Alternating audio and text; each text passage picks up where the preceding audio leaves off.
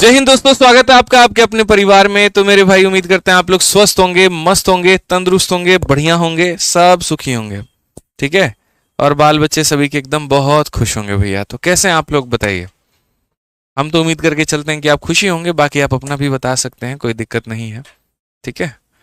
कैसे हो भैया, बताओ। अब अगर हम बात करें तो यहाँ पर इस बैच में हम आपको क्या कराएंगे, तो 2025 को टारगेट करते हुए ये हम आपका बैच लेकर के आ रहे हैं। और अगर हम बात करें यहाँ पर, तो अभी से ही हम आपकी तैयारी 2025 को लेकर के सोच रहे हैं कि कैसे आप पढ़ोगे तो आपका 2025 के पहले आपका सिलेबस कंप्लीट हो जाएगा, आपका रिवीजन हो जाएगा और सारी चीज़ें हो जाएंगी मेरे भाई, ताकि आप बढ़िया एक प्रतिष्ठित सरकारी नौकरी 2025 में आप ले पाएंगे। तो इसी के साथ में आपका ये चैंपियन 17.0 बैच है। इस बैच के अंदर में बहुत ही बढ़िया तरीके से मैंने डिज़ाइन किया है कि आपको क्लासेस कैसे मिलेंगी, उसके बाद आपको पीडीएफ कैसे मिलेगा, हम आपकी प्रैक्टिस कैसे करवाएंगे, हम आपका टेस्ट कैसे करवाएंगे, हम ओवरऑल डेवलपमेंट आपका कैसे करवाएंगे, ताकि पेपर के टाइम तक आप प्री में 50 में 50 और मेंस में 90 में 90 स्कोर कर पाएँ। तो जिस तरीके से मैं आपको बताऊंगा, आपको उसी तरीके से फोकस करना है। अभी देखो, सबसे पहले मैं आपको बताऊं, ये बैच वैच के बारे में बाद में बताऊंगा। पहले मैं आपको मेरे भाई आपका जो सिलेबस है, जो पैटर्न है, हम उसके बारे में आपको बताते हैं। ठीक है। तो सबसे पहले थोड़ा सा हम आपको आपके पैटर्न से रूबरू कराते हैं। जैसे आपको पता है कि अभी भारत में लगभग इतनी परीक्षा हो रही होती है, और बच्चे जो हैं मेरे भाई यहाँ पर, ये इनमें से कोई ना कोई एक परीक्षा की मेरे भाई तैयारी कर रहे होते हैं। अगर हम बात करें यहाँ पर, तो जैसे एसएससी में ही सीजीएल हो गया, सीएचएसएल हो गया, सीपीओ हो गया, एमटीएस हो गया, सिलेक्शन पोस्ट हो गया और जीडी हो गया। इन सभी में लगभग कुछ ना कुछ संख्या में मेरे भाई यहाँ पर जो है वो नौकरियाँ आते रहती हैं। जैसे अगर आप देखोगे तो सीजीएल में ही इस बार 17,000 के करीब में वैकेंसी है, 17,727। जीडी में भी आपको जो वैकेंसी है वो बढ़ करके 40,000 से भी ऊपर चली गई। सीएचएसएल में भी वैकेंसी है, एमटीएस में भी इस बार 4,000 के करीब में वैकेंसी है। तो अगर हम एसएससी की ही वैकेंसी को मिला दे तो 1 लाख के करीब में ये वैकेंसी चली जाती है। ठीक है। रेलवे में भी उसी तरीके से 1 लाख के करीब में ये वैकेंसी चली जाती है। डिफेंस में भी अलग अलग परीक्षाएं होती हैं, यहाँ भी चली जाती है। अब बच्चों को क्या लगता है, मुझे सीडीएस की तैयारी करनी है तो मुझे अलग से पढ़ाई करनी होगी। ठीक है। मुझे यहाँ पर एक तरीके से सीएपीएफ की तैयारी करनी है, मुझे अलग से पढ़ना होगा।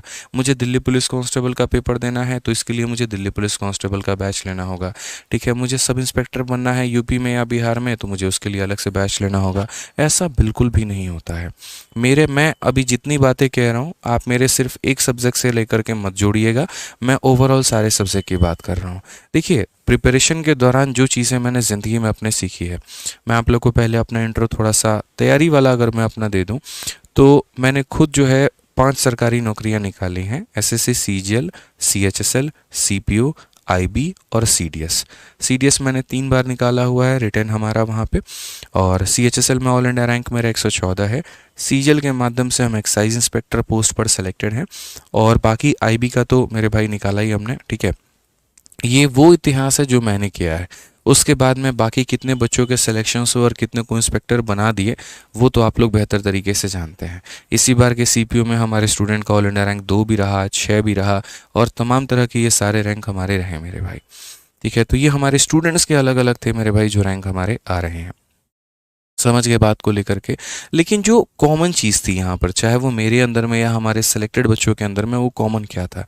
मैंने भी जब अपनी तैयारी शुरू की थी तब भी मैंने एक बात ठानी थी कि मेरे को ये 4 सब्जेक्ट पढ़ना है। मैथ है, इंग्लिश है, रीजनिंग है और जीएस है, और इनको ईमानदारी से पढ़ना है। एक ही बार पढ़ना है, तरीके से पढ़ना है, ताकि उसके बाद में हम जो भी परीक्षा देने जाएं वो पेपर मेरा बड़े आसानी से मेरे भाई क्रैक हो जाए, उसमें हम बढ़िया तरीके से पूरे नंबर लेकर के आ पाएँ। और इसी रियलिस्टिक अप्रोच के साथ में मैंने काम करना शुरू किया। सेम जैसे आप लोगों को मैं यहाँ पर बता रहा हूँ, ऐसे मैंने अपने स्टूडेंट्स को भी जब जब मेरी बैच स्टार्ट हुई हमने बताया कि तुम्हारा सिलेक्शन सिर्फ एक मैथ्स नहीं दिलाएगा, तुम्हारा सिलेक्शन सिर्फ रीजनिंग नहीं दिलाएगा, आपके सिलेक्शन का कारण आपके चारों सब्जेक्ट बनेंगे। और एक चीज़ और, कभी इस तरीके से मत पढ़ना कि सीजीएल का पेपर आ रहा है तो सीजीएल स्पेशल पढ़ लेते हैं, एमटीएस का पेपर आ रहा है तो एमटीएस स्पेशल पढ़ लेंगे, डिफेंस आएगा तो सीडीएस पढ़ लेंगे। ऐसा बिल्कुल भी नहीं है। जो बच्चा एक तरीके से अच्छे वे में सीजीएल की तैयारी करता है, वो एनटीपीसी भी निकाल सकता है और वो सीडीएस भी निकाल सकता है। मैंने खुद सीडीएस 3 बार निकाला, लेकिन मैंने कभी सीडीएस के लिए कोई अलग से पढ़ाई नहीं की, कोई अलग से किताबें नहीं लगाई। ठीक है। आप बड़े प्यार से मेरे भाई यहाँ पर कर पाओगे। जो मैथ स्पेशल हम आपको पढ़ाएंगे उस मैथ स्पेशल के आधार पर आप इनमें से कोई भी परीक्षा मेरे भाई आप निकाल पाएंगे। रीजनिंग में जो विक्रमजीत सर आपको कराएंगे, इंग्लिश में जो प्रशांत सर आपको कराएंगे, या जीएस में जो हमारी टीम कराएगी, उसके आधार पर बड़े प्यार से आप आराम से मेरे भाई इनमें से कोई भी परीक्षा आप निकाल सकते हैं। मेरा मानना बस इतना है कि जब भी पढ़ाई करना, इस सोच के साथ में पढ़ाई करना कि मुझे अपने सिलेबस का कंप्लीट आबो हवा होना चाहिए, मुझे अपनी पूरी तैयारी एक बार में ऐसी करनी है कि मैं फॉर्म कोई भी भरूं सिलेक्शन मेरा हो। क्योंकि जब एक स्टेज आएगा, जब आप लोगों की तैयारी पूरी हो जाएगी, जब आपके मॉक में 170 180 प्लस मार्क्स आने लगेंगे ना, तो आप भारत में कोई भी सरकारी नौकरी का फॉर्म भरोगे, यकीन मानो मेरे भाई आपका बड़े प्यार से उसमें सिलेक्शन होगा। जैसे आज मैं बड़े शान के साथ ये कह पाता हूँ, मैंने 5 सरकारी नौकरियां निकाली हैं, उसके बाद मैंने कभी फॉर्म भरा ही नहीं, मेरा कभी इंटरेस्ट रहा ही नहीं, क्यों किसी की सीट खराब करनी। वो दौर था जब मैंने सारे एग्जाम्स लगातार भर दिए थे। आज किसी का प्री है तो 10 दिन बाद किसी का मेंस है, तो परसों किसी का इंटरव्यू, इस तरीके से मेरा सारा राउंड चल रहा था। मेरा किसी का रिजल्ट नहीं आया था, लेकिन जैसे किसी एक का मेरा रिजल्ट आया उसके बाद मैंने दोबारा कभी कोई फॉर्म नहीं भरा। ठीक है, तो आपके केस में भी, आपके जीवन में भी मेरे भाई ऐसा ही स्टेज आएगा। आप बैक टू बैक मेरे भाई यहाँ पर जो है कोई ना कोई फॉर्म भरोगे, और आप जब उस सक्षम हो जाओगे, जब उस मुकाम पर पहुंच जाओगे, तो मेरे भाई आपका भी जो है वो नौकरी हो जाएगा। ठीक है, तो ये बात आपको ध्यान रखनी है कि जब भी आपको पढ़ाई करना है, चारों के सारों सब्जेक्ट पढ़ने हैं, तो उस तरीके से शेड्यूल में लेकर के चलना है कि वो आप पढ़ाई सिर्फ एक पेपर को लेकर के नहीं चल रहे हो। आप उसके आधार पर आप सीडीएस भी दे सकते हो और आप सीजल भी दे सकते हो, कोई भी दे सकते हो। काफ़ी ऐसे बच्चे होते हैं जी हम तो नहीं सीजल ही देंगे, इसके अलावा कोई दूसरा पेपर नहीं देंगे, तो ये सबसे गलत मानसिकता है आपकी। अगर आप सीजल की तैयारी कर रहे हैं तो आपको सीपीयू का भी पेपर देना चाहिए, आपको मेरे भाई सीएचएसएल का भी पेपर देना चाहिए, आपको सीडीएस का भी पेपर देना चाहिए। मतलब आप तो वही बात कर दिया, अरे हम तो स्टार प्लेयर हैं, हम तो सीधा फाइनल में ही खेलेंगे, उसके पहले के मैचेस हम कहाँ जानते हैं। अरे सर, यहाँ पर ये काफ़ी ऐसे मैचेस हैं जो आपको सेमीफाइनल और फाइनल तक पहुँचाती हैं। मतलब अगर आपको यहाँ पहुँचना है तो बाकी पेपर दे करके अपना थोड़ा प्रेशर जो है वो कम करिए ना, अपनी छोटी छोटी गलतियों को सुधारिए ना, जो आपके कैलकुलेशन मिस्टेक है आप उसको कम करिए, जो टैकल करने की प्रेशर की आदत है आप उसे कम करिए। तो उसको मेरे भाई कम करेंगे तब ना आप यहाँ पर पहुँचेंगे, या सीधा एक बार में कूद के यहाँ पहुँच जाएंगे। तो इसको थोड़ा सा ध्यान में रख करके चलना पड़ेगा। ठीक है, तो इसीलिए मेरे भाई अगर आप इसमें से स्टेट एग्जाम की भी किसी की तैयारी कर रहे हो तब भी आपका ये बैच संपूर्ण होगा, और इसमें जो मैं कराऊंगा उसके आधार पर आप कोई भी नौकरी निकाल पाओगे। अब अगर हम बात करते हैं यहाँ पर, देखिए जैसे छोटी सी बात को ही मैंने क्यों कहा कि सारे सब्जेक्ट के आधार पर सिलेक्शन होगा। आप जैसे मैं आपको एग्जाम पैटर्न दिखाता हूँ, आप ये देखिए सीजल का अपना एग्जाम पैटर्न। आप अपने सीजल का ही अगर आप अपना एग्जाम पैटर्न देखेंगे तो आपके यहाँ पर क्वेश्चन कुछ इस प्रकार से पूछे जाते हैं। ठीक है, आप यहाँ देखिए जनरल रीजनिंग के कितने सवाल आते हैं 25, आपके जीएस के कितने सवाल आते हैं 25, मैथ्स के कितने सवाल आते हैं 25, इंग्लिश के कितने सवाल आते हैं 25, सब होते हैं 50-50 नंबर के। 200 नंबर का पेपर होता है और 1 घंटे में आपका ये पेपर हो जाता है। पहले सीजल के जो प्री का पेपर होता था ना, तो उसका मेरिट में उसको जोड़ा जाता था। अब कहानी थोड़ी बदल दी गई और सीजल के प्री को मेरिट में काउंट नहीं किया जाता है। मतलब अगर 140 नंबर कट ऑफ गया है तो टॉपर के 190 आए हैं और आपके 142 आए, तो इससे कोई फर्क नहीं पड़ता, दोनों बराबर माने जाते हैं। यानी जितने लोग यहाँ पर कट ऑफ को क्वालिफाई कर जाते हैं वो मेरे भाई अगले पड़ाव में पार कर जाते हैं। उसमें किसी के ज़्यादा है या किसी को कम है, इससे कोई फर्क नहीं पड़ता है। तो अगर आप इसको देखेंगे सही से तो आप इसमें देख सकते हैं मेरे भाई 4 सब्जेक्ट हैं। किसी भी एक में भी अगर आप पूरे नंबर भी लेकर के आ जाते हो तो आपको क्या लगता है आपका सिलेक्शन हो जाएगा? नहीं होगा। बट बच्चा शुरू में क्या करता है, यार रीजनिंग है सिर्फ इस पे फोकस करना है, मैथ्स है सिर्फ इसके ऊपर में फोकस करना है। आज मैं आपको बैच वाली बातें बिल्कुल नहीं बताने आया हूँ, ऑनेस्टली बता रहा हूँ। 1% भी मैं ये नहीं बोलूँगा मैथ्स अगर नहीं रहा तुम्हारा जीवन का आधार नहीं होगा, तुम्हारा सिलेक्शन नहीं होगा, तुमको ये बैच लेना चाहिए, तुम नहीं पढ़े तो क्या होगा तुम्हारा। मेरे भाई 2 पैसे वाली बात मैं बिल्कुल भी नहीं करता हूँ, इस बात को समझो। यहाँ पर जिसमें आपका फ़ायदा नहीं वहाँ पर मैं बात करूँगा ही नहीं। ठीक है, आज जो बात होगी वो सिर्फ पूर्ण रूप से आपके सिलेक्शन की बात होगी, पूर्ण रूप से आपकी रणनीति की बात होगी कि किन चीज़ों पर आपको ध्यान देना है, और आपको दुनिया के उस भीड़ में नहीं जाना जहाँ पर बाकी लोग भाग रहे हैं। आपको एक अपनी दुनिया बनानी है, वास्तविकता में आपको जीना है। जैसे मैंने जब तैयारी शुरू की, मैं दबा करके मेरे भाई रीजनिंग और उसके बाद इंग्लिश में वोकैबुलरी और मैथ्स पढ़ता था। एक टाइम आया जहाँ पर मेरे इसमें 45, 40 और 40 स्कोर मेरा आने लगा। ठीक है। उसके बाद मेरे जो स्कोर बने वो लगभग 125 के अराउंड बनने लगे 3 सब्जेक्ट में। लेकिन जीएस में मेरे 6 नंबर आ रहे थे, मेरे 7 नंबर आ रहे थे। अब 125 से ज़्यादा मैं दम लगा लूँगा ना, 10 नंबर आ गए मेरे जीएस के किसी पेपर में, मैं 135 तक पहुँच पाऊँगा। मुझे यार अब एक बात बताओ यार, बढ़िया स्कोर तो है, आप ये बताओ 45 नंबर मेरे मैथ्स में आ रहे हैं, 40 मेरे इंग्लिश में आ रहे हैं, 40 मेरे रीजनिंग में आ रहे हैं, तो आदमी को लगता तो है यार थोड़ी बहुत ही गलतियाँ, 2-4 सवाल ही हैं, इसका इतना किसका नहीं होता है। लेकिन आप कहीं ना कहीं अपना जीएस नहीं देख पा रहे हैं कि आपके जीएस में कितने आ रहे हैं, 6 नंबर, 7 नंबर, 10 नंबर। और अगर आप ये मान करके चल रहे हैं कि 40 is a very good score in maths and 40 is a very good score in English and reasoning as well, तो आप ये सबसे बड़ी गलती है, क्योंकि ये 3 पेपर ऐसे होते हैं जहाँ पर एक नॉर्मल या एक एवरेज बच्चा भी अगर पढ़े तो वो यहाँ पर पूरा स्कोर हासिल कर सकता है। उसी समय हमने रणनीति बनाई कि जीएस एक ऐसा सब्जेक्ट है जहाँ पर आप अपने आप को बहुत ज़्यादा नहीं खींच सकते।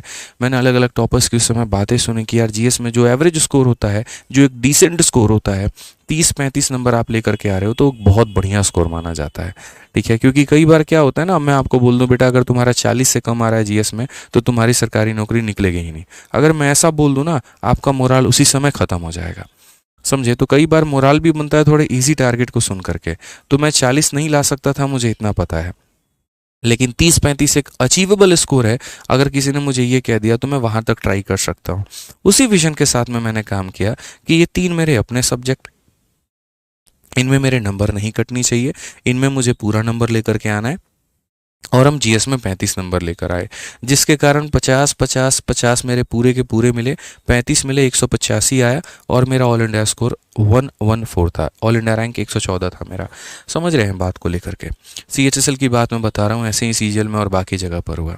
तो मैंने जो माइंड में मेकअप किया यहाँ पर, क्योंकि ये सलाह भी मुझे मेरे बड़े भैया ने दी थी, एक हमारे डिपार्टमेंट में है और वो एएसओ इन रेल में है। वो हमेशा एक बात बोलते थे कि आप चाहे कितना भी मैथ्स पढ़ लीजिए, आप चाहे कितना भी इंग्लिश पढ़ लीजिए सर, इस सीजीएल में सिलेक्शन आपका चारों सब्जेक्ट के आधार पर होना है, एक के आधार पर नहीं होना है।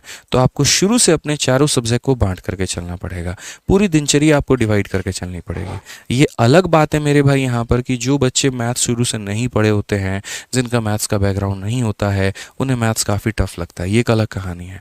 लेकिन फैक्ट यहाँ पर यह है कि आपको सारा का सारा पढ़ करके चलना पड़ेगा, तभी सिलेक्शन होगा। आप यहाँ पर मेरे से मैथ्स पढ़ने नहीं आए दोस्त, यहाँ पे आप यहाँ पर अपने सिलेक्शन के लिए आए हैं, और सिलेक्शन के लिए आए हैं तो आपको चारों के ऊपर में फोकस करना पड़ेगा। ये ध्यान रखिए मेरे भाई, आपको शुरू से ही चारों सब्जेक्ट लेकर के चलना पड़ेगा। इसलिए जब भी हम लोग बैच निकालते हैं तो हम लोग चारों सब्जेक्ट का निकालते हैं। हम लोग मैथ्स, रीजनिंग, इंग्लिश, जीएस सब का निकालते हैं। साथ में हम बच्चों के लिए कॉम्बो भी निकालते हैं कि बच्चे अगर तुम्हें पढ़ाई करनी है तो तुम कॉम्बो बैच लेकर के कम फीस के अंदर में भी तुम पूरी की पूरी यहाँ पर तैयारी, पूरी की पूरी मेहनत अपनी कर सकते हो, कि कहीं पर कोई दिक्कत ना है।